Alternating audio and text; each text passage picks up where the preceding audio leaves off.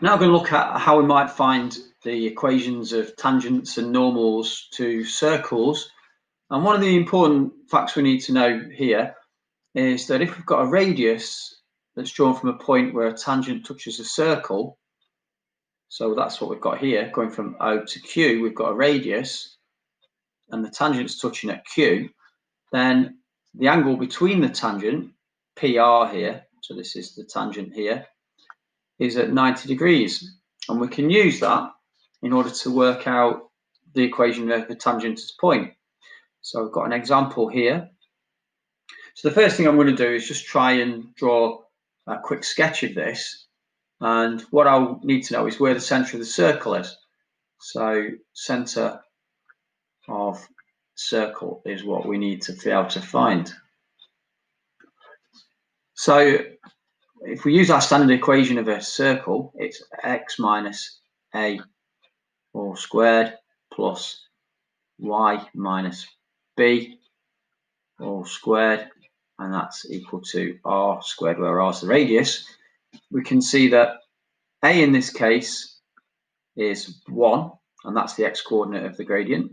So a is 1, and the coordinate of the center, the y-coordinate, is given by b, which is going to be minus 2. And we can see that the radius is going to be the square root of 13. So if I try and just quickly sketch that situation, so I've just got a couple of set of axes.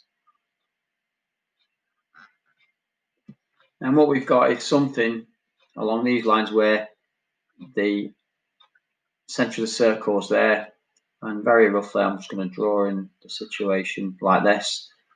And what we've got is a tangent to this radius here. So this is radius, and we've got a tangent at this point. But happily, we do know some of the coordinates. So we know this coordinate is 3, 1, because that's the point where it's touching.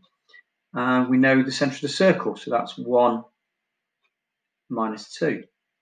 So what we can do is we can find the gradient of this radius, so the normal, and we can use the equation that the gradient is y2 minus y1 over x2 minus x1, and that will be, in this case, if we take this as the second point, we've got 1 minus 2, so that's the first point here, and then we've got 3 minus the 1, looking at the x coordinates, and what that will give me is 3 over 2. So this is the gradient of the normal or the radius, and so because the tangent is at 90 degrees, we can say the gradient of the tangent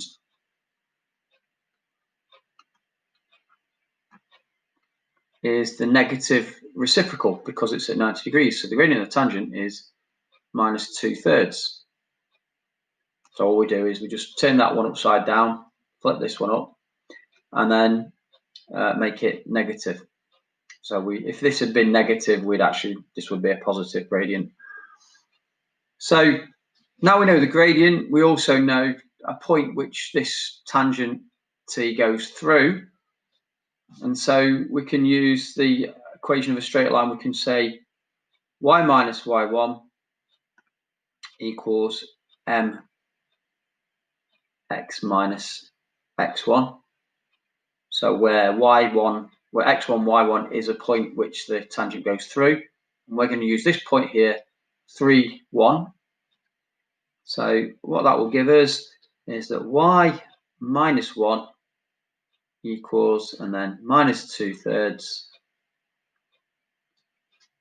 and that's times by x minus, and then the value of x is going to be 3.